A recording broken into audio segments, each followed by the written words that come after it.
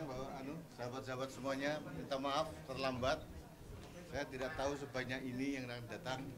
Jadi hari ini memang acara utamanya adalah silaturahmi halal bihalal Forum Penyelamat Demokrasi dan Reformasi atau kita singkat FPDR. Dan perlu saya ingatkan bahwa kantor ini yang dulu TKRPP Ruang Aspirasi Relawan sekarang sudah kita ambil alih menjadi sekretariat utama dari Forum Penyelamat Demokrasi dan Reformasi.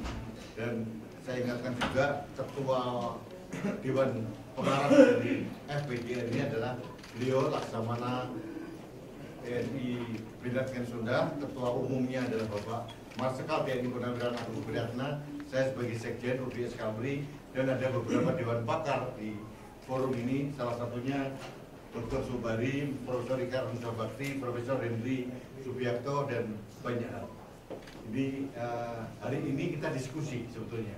Topik utamanya adalah kita ingin bersama berdiskusi menyikapi prediksi keputusan MK yang akan dilakukan tanggal 22 April 2024 yang datang.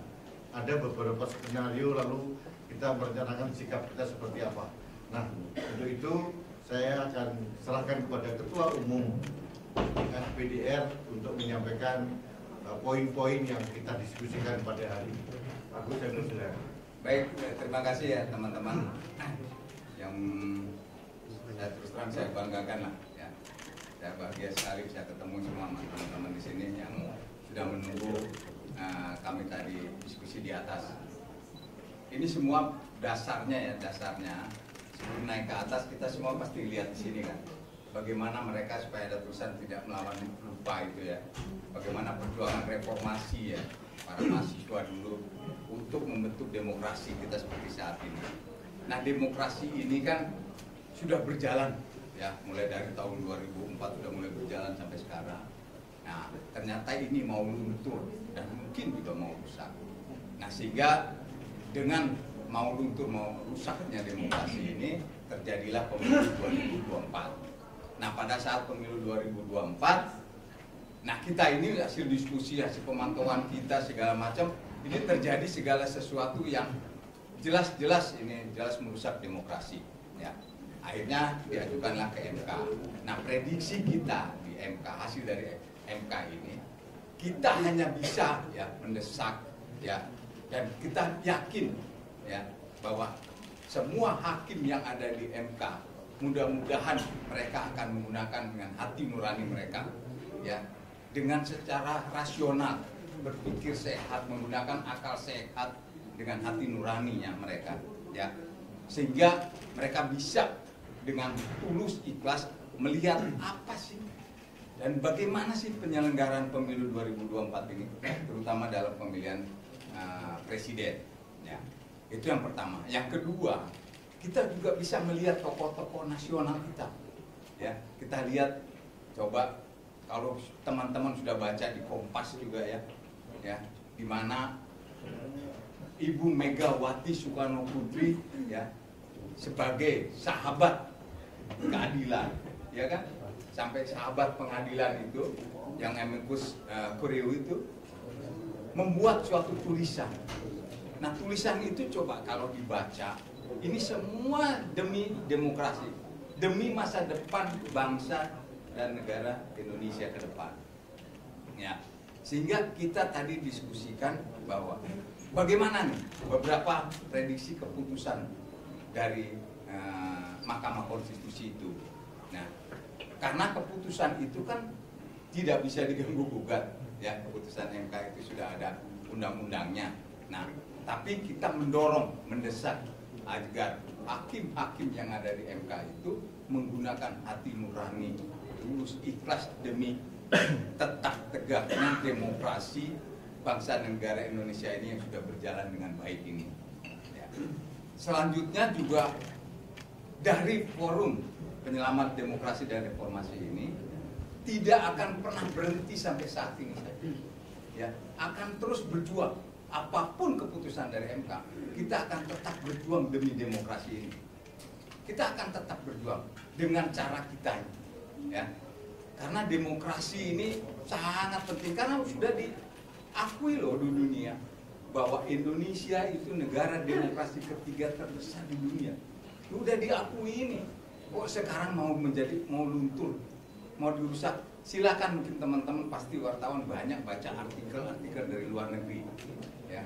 Sampai ada di Dewan Keamanan di Dewan PBB saja ada yang menanyakan masalah bagaimana demokrasi di Indonesia ini. Nah, itu tadi yang kita diskusikan. Jadi perjuangan kita demi menegakkan demokrasi dan bangsa dan negara Indonesia ini yang sudah baik ini jangan sampai luntur maupun dirusak.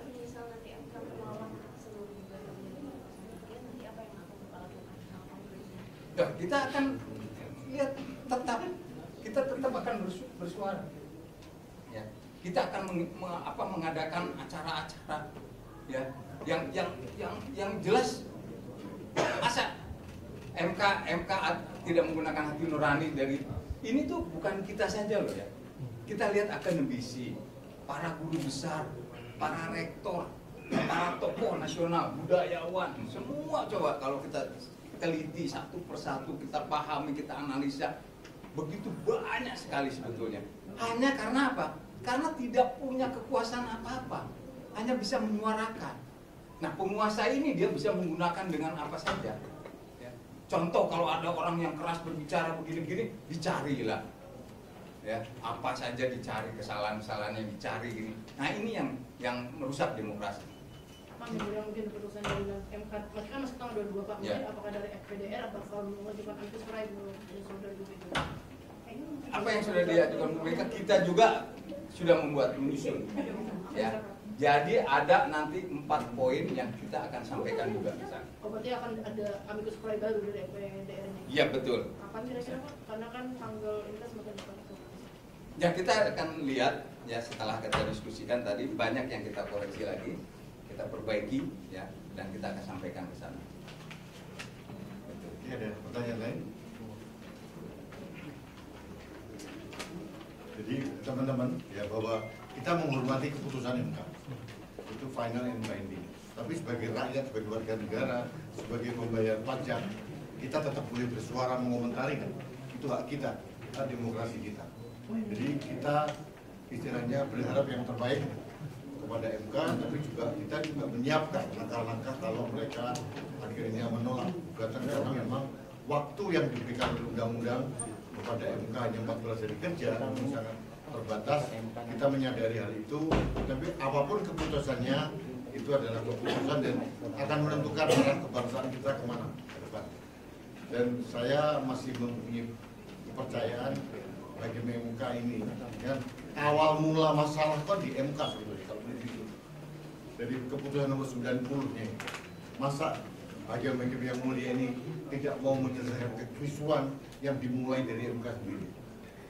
Ini MK mau merobohkan pilar-pilar yang 9 pilar itu atau akan menegakkan kembali, itu tergantung pada keputusan tanggal 22 April nanti. Itu yang sikap kami tegas ke arah sana. Kita mudah-mudahan marwah MK kembali baik. Mungkin ada lagi. Ada Prof. Ikrar mungkin yang disampaikan. Prof, nanya boleh nggak, Pak? Pak Ikrar malah. Seandainya di Pak Ikrar mendampingi kita, beliau ketua Dewan Pakar. Jadi kalau mau pertanyaan, Profesor Ikrar lebih banyak bisa menjawab. Kalau ada pertanyaan. Ada Pak Sobari juga bisa. Kayaknya nggak ada. Ya mungkin untuk Pak Sobari. Oke, gimana? Ada pertanyaan dari Mas? Ya, Prof. Ikrar, apa terkait keputusan ya, yang jelas ya, apapun keputusan MK ya, tentunya gerakan untuk memperbaiki demokrasi Indonesia itu jangan sampai mati ya. Kenapa demikian ya? Karena kerusakan-kerusakan yang ada pada pemilu 2024 ini jangan sampai kemudian dibiarkan, satu, kedua. Yang kedua, jangan sampai kemudian presiden terpilih yang ditentukan oleh MK besok ya, itu jangan sampai juga mengulangi abuse of power yang dilakukan oleh pimpinan negara dan pimpinan pemerintahan ya pada pemilu 2029 yang akan datang. Ya. Sebab kalau itu terjadi, ya itu boleh dikatakan tidak akan ada boleh dikatakan titik terang dalam demokrasi Indonesia mendatang. Dan ini yang akan rugi itu adalah Anda-anda yang sebagian besar masih muda ya, dan juga anak cucu kita semua ya. Kenapa demikian? Karena kita tahu itu reformasi 998 itu, jadi kita harapkan itu adalah reformasi terakhir di dalam mengubah sistem otoritarian ke dalam sistem demokrasi.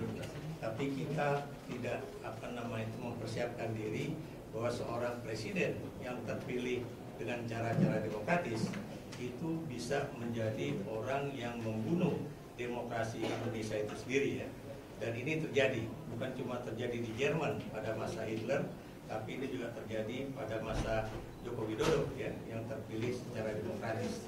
Dan kita juga tidak menyangka bahwa seorang yang kemudian didukung oleh sebuah partai politik ya, itu kemudian menjadi orang yang bukan cuma mengkhianati partainya sendiri ya, tapi juga mengkhianati masa depan demokrasi Indonesia, bahkan mengkhianati bangsa dan negara Indonesia ya, untuk bisa membangun Indonesia sebagai negara yang boleh dikatakan terbesar nomor 3 di dunia yang bisa menjalankan demokrasi secara baik. Jadi itu saja ya, mudah-mudahan Anda sebagai insan pers ya, baik itu media televisi, radio ataupun online ataupun media cetak, itu juga jangan berhenti untuk menyuarakan kebenaran, karena kebenaran yang hakiki itu tentunya pasti akan bisa kita temui ya, entah pada masa 5 tahun yang akan datang atau pada masa yang setelah itu. Kenapa demikian? Janganlah kita berhenti untuk memperjuangkan demokrasi Indonesia yang benar-benar demokratis ya. Janganlah kita berhenti untuk kemudian meniadakan nepotisme kembali marak di Republik Indonesia yang kita cinta ini. Itu aja. Terima kasih. Terima kasih. Saya kira sudah Bapak. Terima kasih semuanya. Ibu bantu selamatkan demokrasi Indonesia. Oke, terima kasih.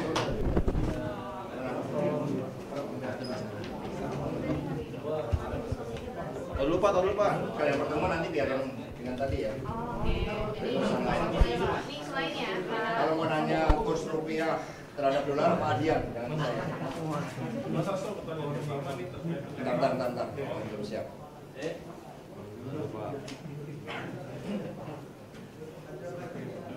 Ini baju ini saya pakai ketika membahas kereta api cepat Mega dan Pak Jokowi. Artinya Pak. Nanti ya. Artinya pertemuan Pak Jokowi sama Ibu menunggu kalau kereta cepatnya lewat Sultan. Enggak, itu cegah.